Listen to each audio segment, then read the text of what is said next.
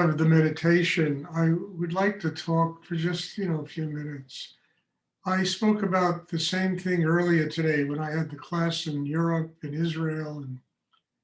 And I think it's very important because I get emails all the time, people freaking out because, you know, things are coming up in them, getting a little depression, a little unhappiness, their big toe hurts, it's all kinds of stuff that come. And I just wanted to be clear about this meditation we practice. This meditation will bring up everything that's blocking you and keeping you from having a spiritual life. It's like drilling for oil. I use that metaphor a lot. We hit pockets. Please try and sit still. Please everyone, try and sit still. You're really disrupting the class when you move. Eva, please try and sit still, okay? Stuart, I'm sorry, I'm going to have to change locations. It's not. Change locations, Eva. You're disrupting the whole class, okay? Sorry. Okay.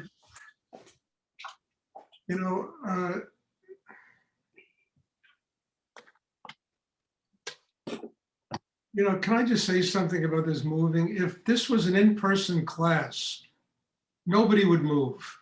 You understand? Nobody would move, but everybody is in their own apartments. They think if they move, it doesn't affect anything. If you move, it really affects the entire class. And there's 35 people sitting here, and it affects the class of every single person. That's why I keep saying, don't move. Get all your shit done before you have to come to class. Get the right position, make sure the computer's working right. Do all of this before you attend the class. Because I'm telling you, one person moves and 35 people, it really disrupts the class. It disrupts the entire vibration of the meditation. Well, anyway, let me get back to what I was talking about. As you go deeper inside yourself, the purpose of this meditation is to uncover all these things that are blocking you.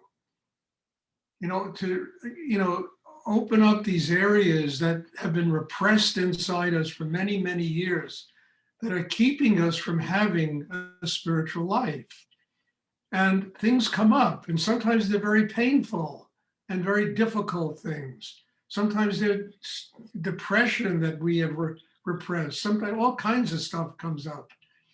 And our job really in doing this is to transform these things that come up into energy that flows through the chakra system, to bring it to the chakra below the navel and transform these things that are really killing us inside, that we have buried. We don't even know about them anymore. We've repressed them so deeply, and draw them in.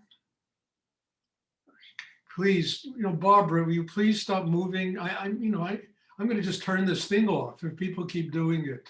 I really mean this. It's getting very, very annoying for me,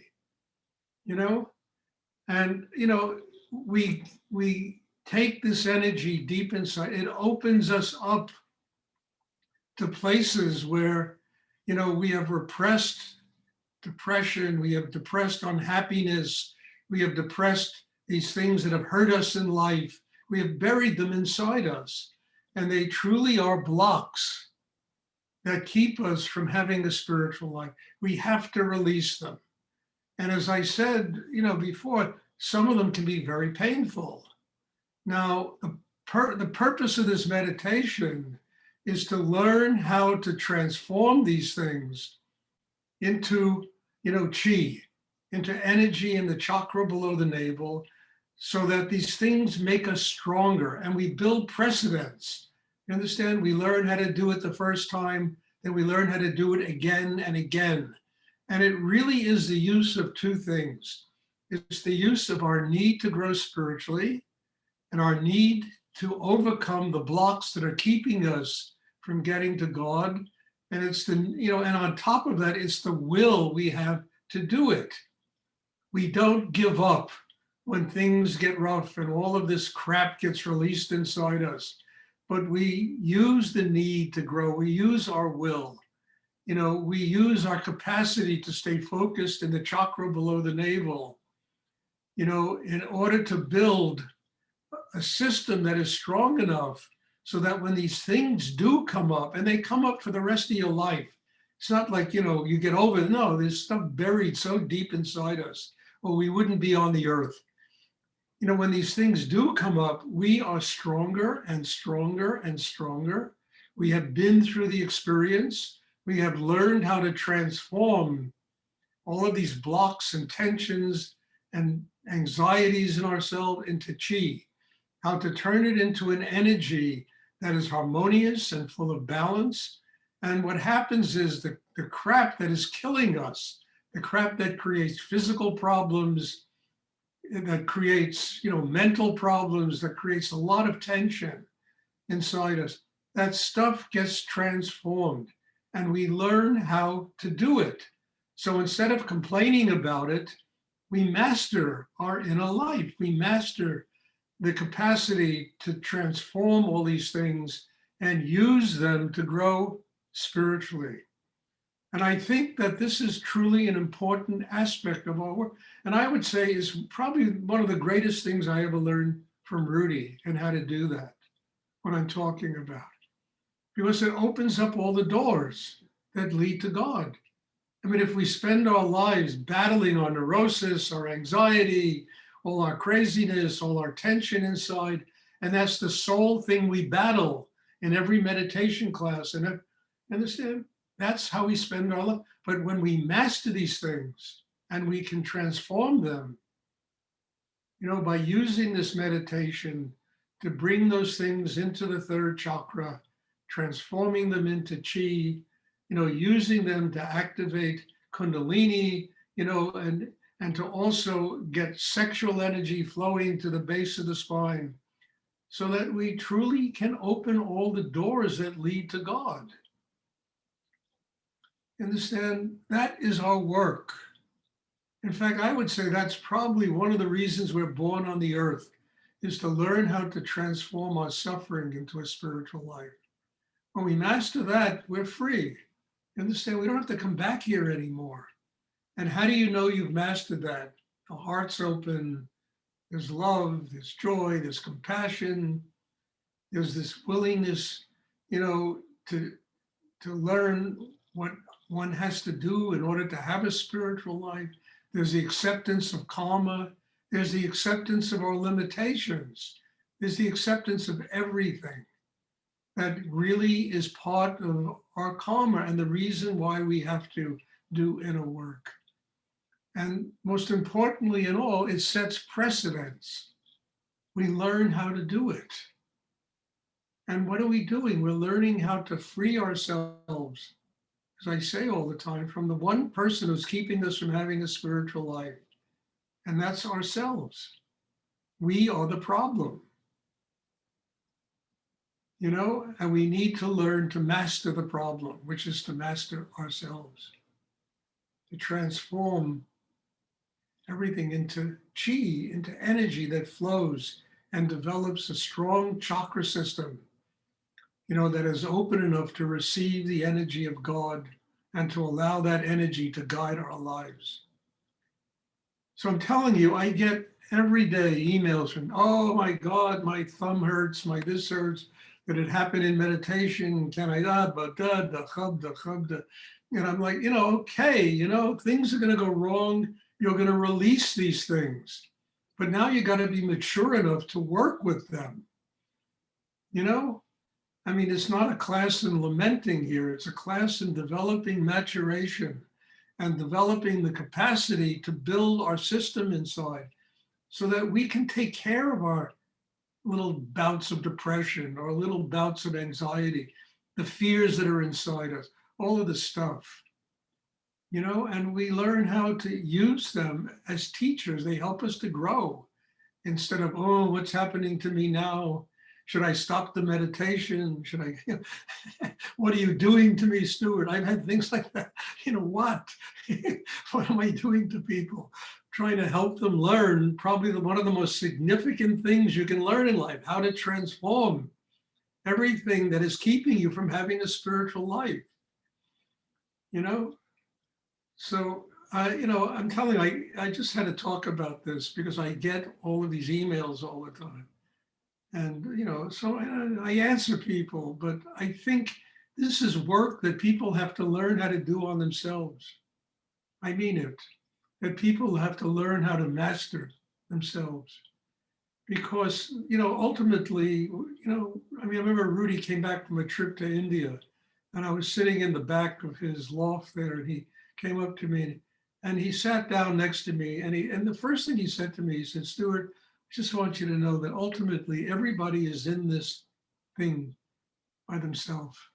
Everybody has to ultimate face the end of their life, death, God, all this stuff.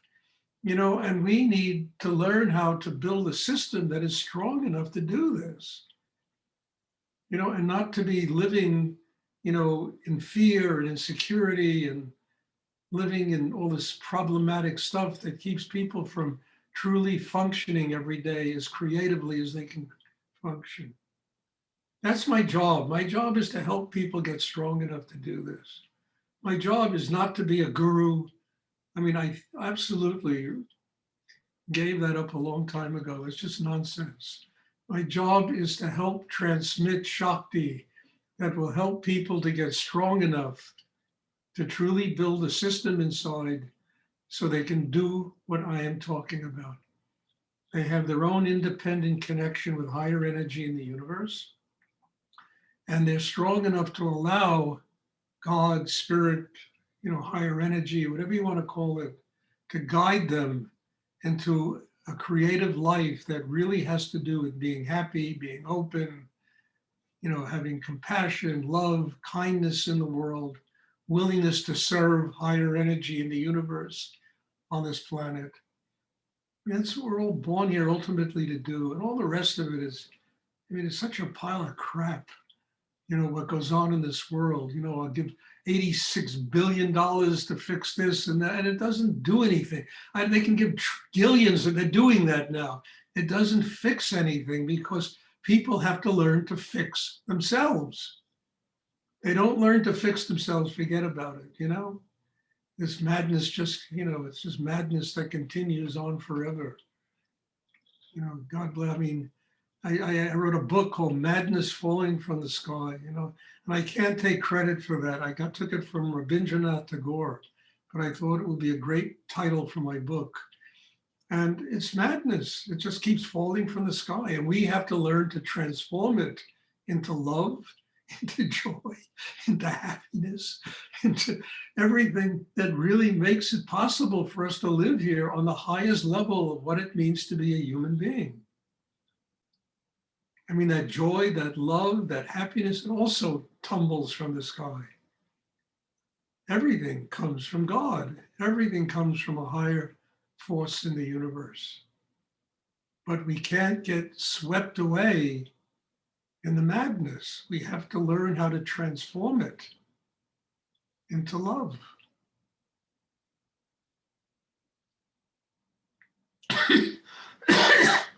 Excuse me.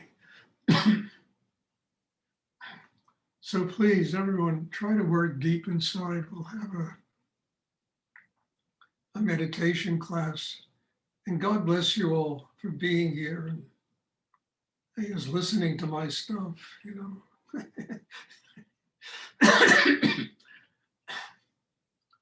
We'll have a class. Anyone have a question they'd like to ask?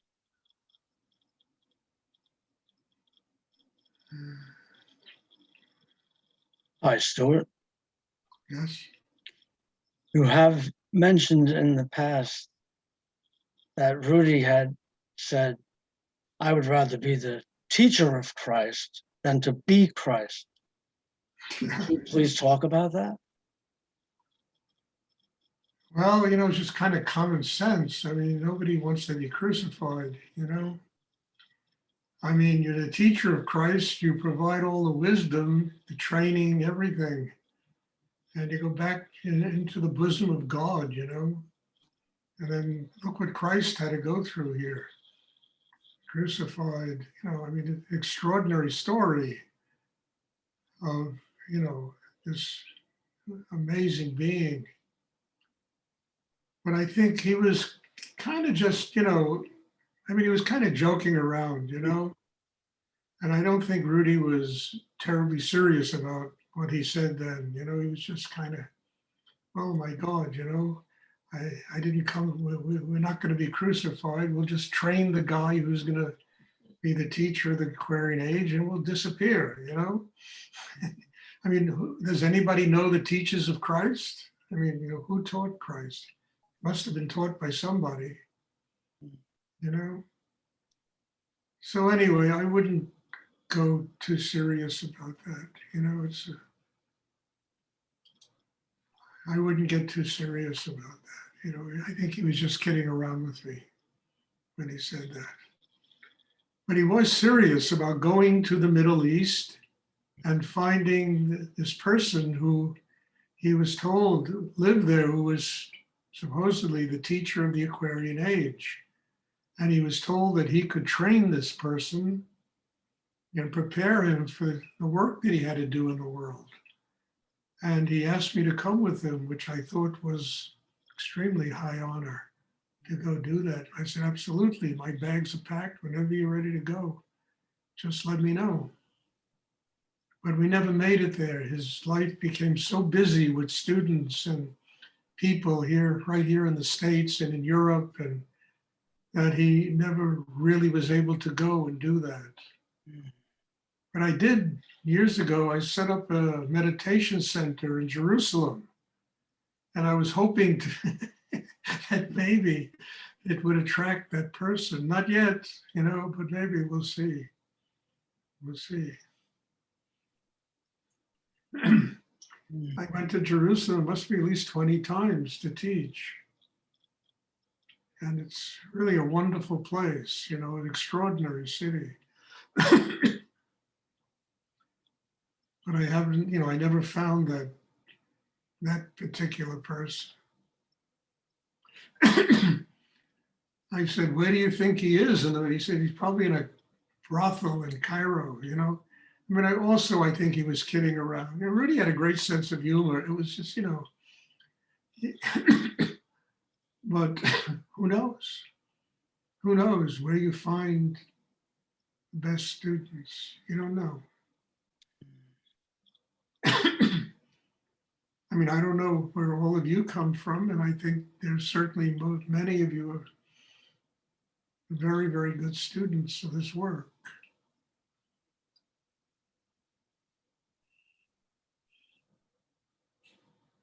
Stuart, what if you were that teacher that he kept talking about? Maybe it was you all along. Well, I have no response to that. What am I going to tell you? I do what I do. And I don't, look, I have never gotten,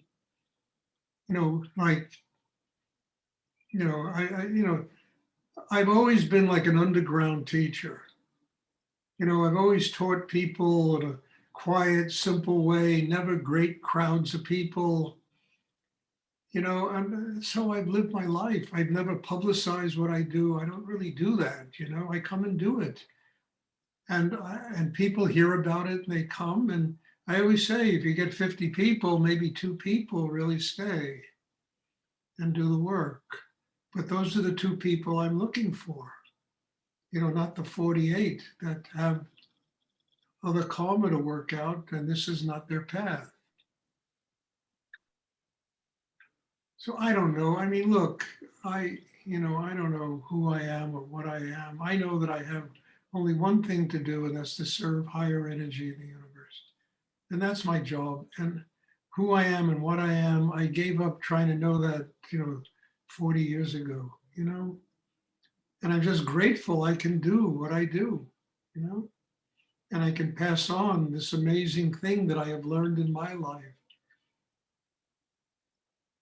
And I'm grateful that all of you could be here to receive this. I couldn't think of a better way of serving God, So I don't know that. I mean, look,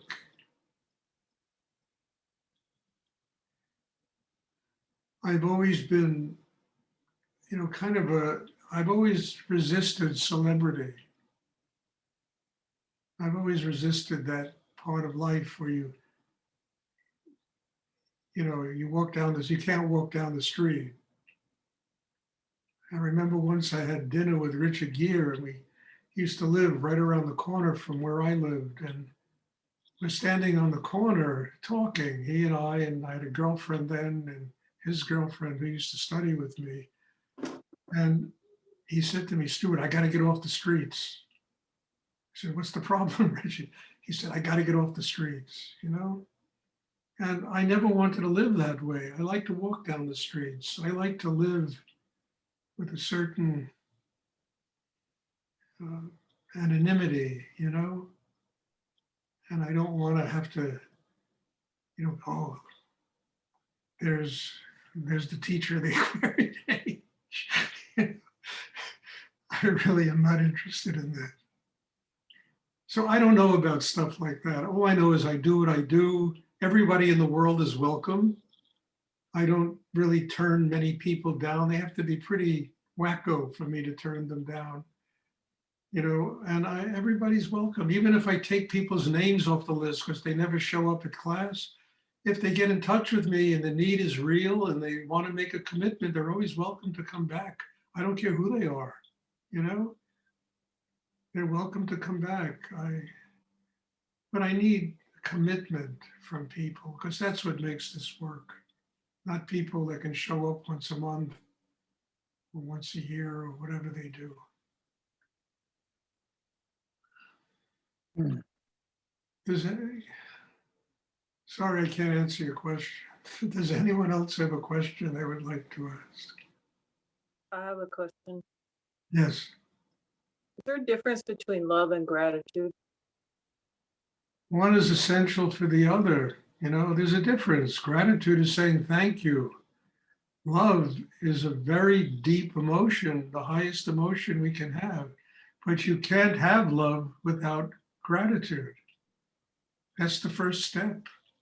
Being thankful for the air you breathe, for the life you're living, for the people in your life, for the food you put in your mouth, for the clothing you have on, for the house that you live in. That's the first step. And when the person masters that, the heart can stay open. And then you experience the state of love, the state of love. So there's really not much difference. One leads to the other. And love is unconditional, not I love you because you fixed the tire on my car or something. I mean, it's unconditional,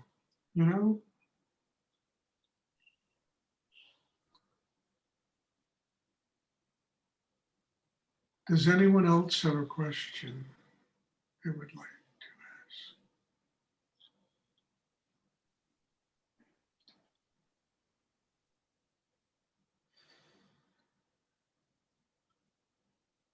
I mean, just, Rudy did say one thing, but he didn't tell me this. His mother told me this.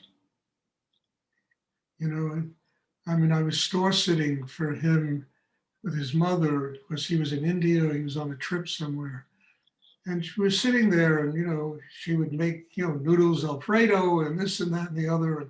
And we're sitting there having lunch together. And she said to me, Stuart, she said, I shouldn't tell you this, but I will.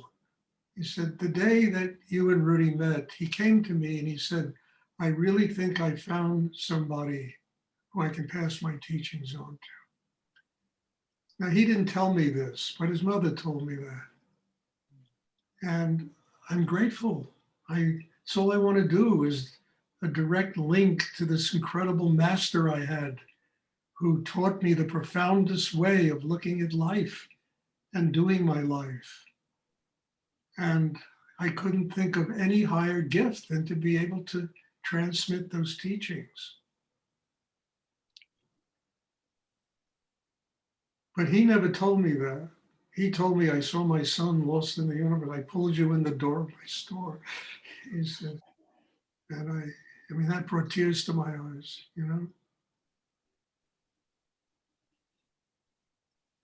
Does anyone else have a question? I have a question. Are there any aspects of the meditation that you figured out after Rudy passed that he never really gave to you? Yes, yes.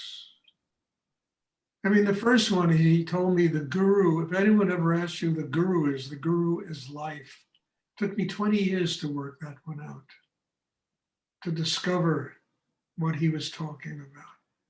There was many, many things that I had to work for years on myself in order to, not to understand them, but to allow them to become living experience for me, the same way they were living experience for Rudy. Yes, many, many things I had to work on.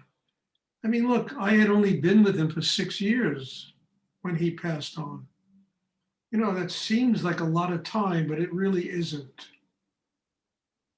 And I had a lot of, I may say, a lot of problems. I had a lot, you can ask Bob Sink, he'll tell you, and Tom Tompkins, I was a pretty intense guy when I lived in Denton, Texas. And I gotten a certain kind of mellowness about me, which I really love.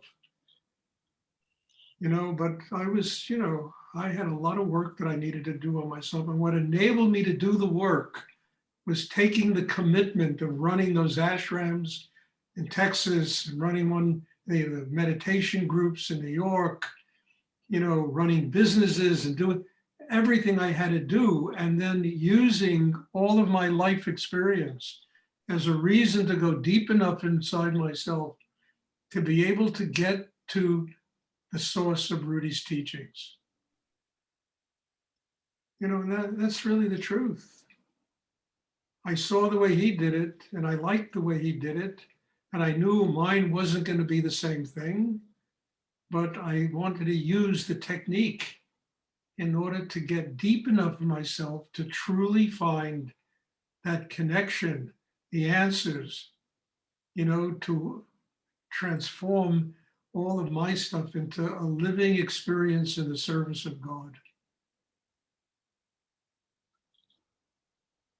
And that took years after he died.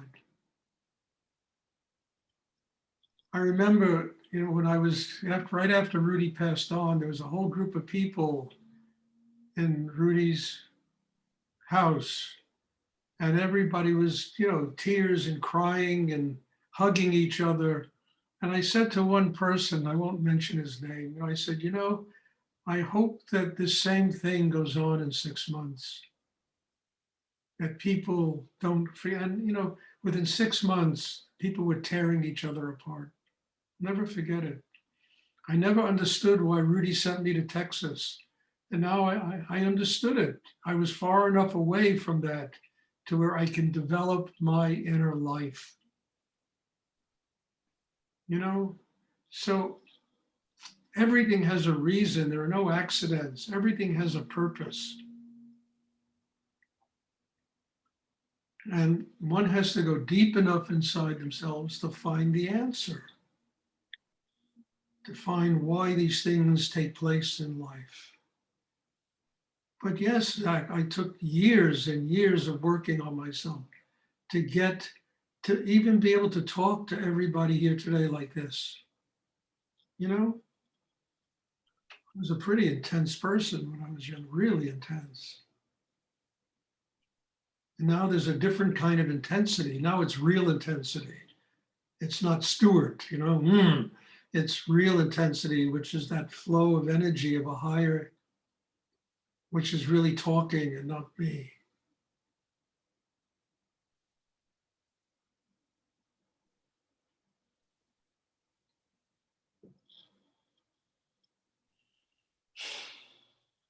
Does anyone else have a question they would like to ask? Because you are most sincere student. I don't know, say student, but for Me? Rudy. I don't understand you. Because you are most sincere, true student. I don't know, say student, funny way to say, but you take Rudy's teaching very special way, accept deeply. That's why. I try. Yeah, you are the one of the best one. Yes, he I might have. don't know if I'm the best one. I just do what I do. Yeah. I'm not the best. There are other people that do this. I don't even know what they do. It's not my business. I just do what I do.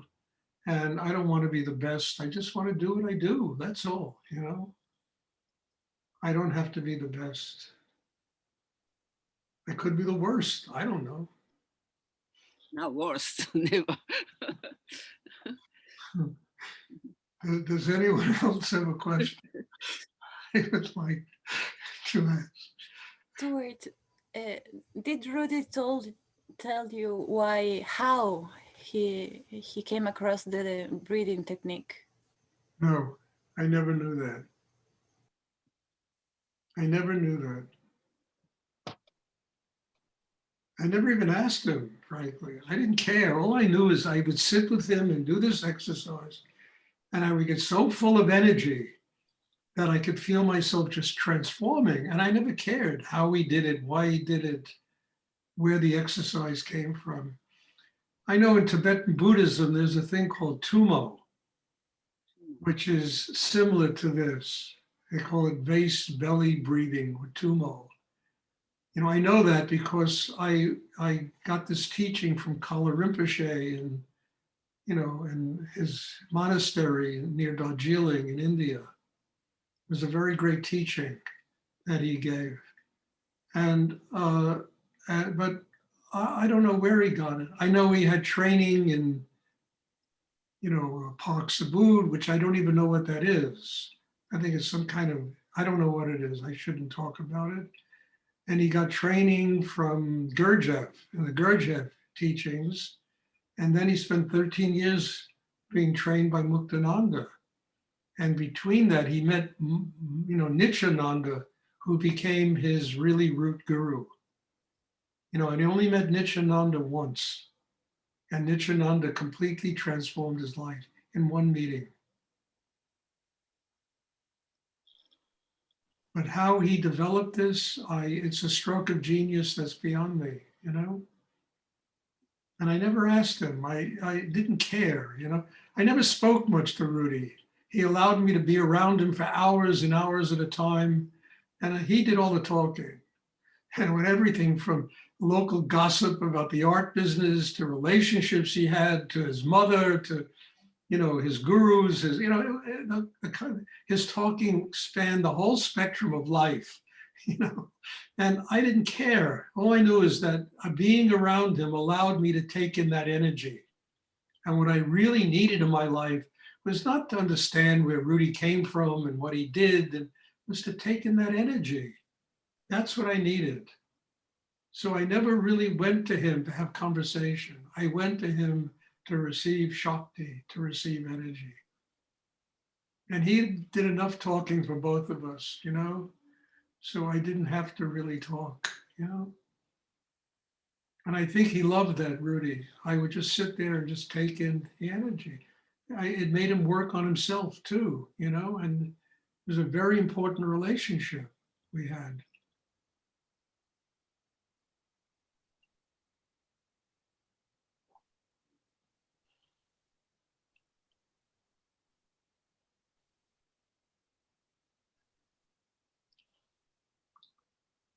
And I heard for years how much he wanted to get out of the art business. You know, I got to have more freedom to just teach. He told me this so many times, you know. And I understand that because I always, when I had galleries, I needed to get out of sitting in galleries and, you know, just having more freedom in my life.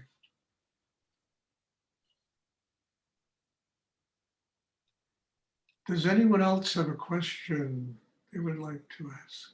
I have a question, Stuart, regarding the double breath. Sometimes I find it very challenging. So I'm just wondering if that's like tension that just needs to be broken down, or I may be doing it a little too forcefully. Maybe it's both, doing it a little too forcefully and your resistance to growth.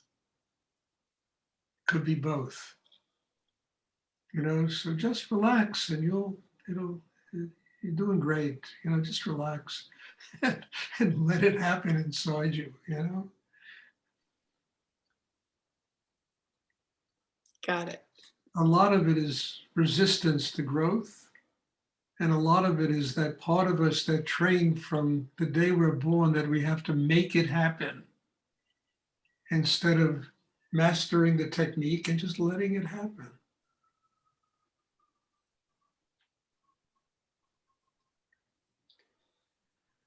Does anyone else have a question? Okay, just one announcement. There won't be class tomorrow evening. I have another appointment with a doctor and I won't be able to have the class tomorrow evening. There will be a class on Wednesday. And it's nothing serious. I just have to have certain treatments once a month, this month and again next month, you know? And, but there will be class on Wednesday.